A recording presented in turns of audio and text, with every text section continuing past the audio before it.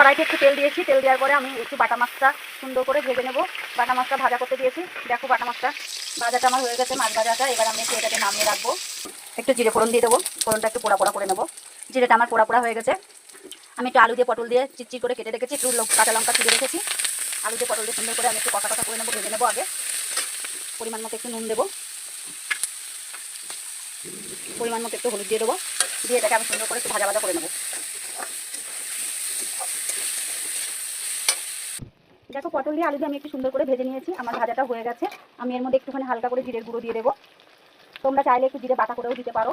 একটু আদা ঘষে রেখেছি, আদাটাকে দিয়ে দেবো। আদা জিরে দিয়ে একটু সুন্দর করে কষিয়ে নেবো। তোমরা চাইলে আদা জিরে বাটা করেও দিতে পারো, আরও টেস্টি হবে, খুবই ভালো লাগবে খেতে। তাহলে আদা জিরে দিয়ে দেখো আমার সুন্দর করে কষিয়ে নিয়েছে, আমার কষাটা হয়ে গেছে। এবার এটাকে আমি একটু পরিমাণ মতন জল দেবো। আমি বেশি ঝোল দেবো না, একটু মাখা মাখা করবো। তোমাদের যদি বেশি ঝোল লাগে তোমরা দিতে পারো, যার যেরকম দরকার সে সেরকম করে করবে।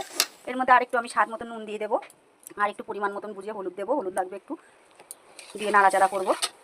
ঝোলটা একটু ফুটে গেছে, এবার আমি মাছটা দিয়ে দিলাম। মাছটা দিয়ে দিয়েছি, দেখো এবার একটু ঝোলটা ফুটে যাবে।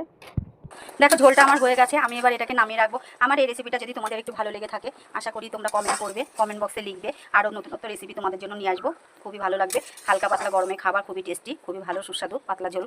এই রেসিপিটা যদি ভালো লেগে থাকে তোমরা লাইক করবে, কমেন্ট করবে, আর সাবস্ক্রাইব করে দেবে একটু প্লিজ। দেখো হয়ে গেছে, নামিয়ে রাখছি। ধন্যবাদ।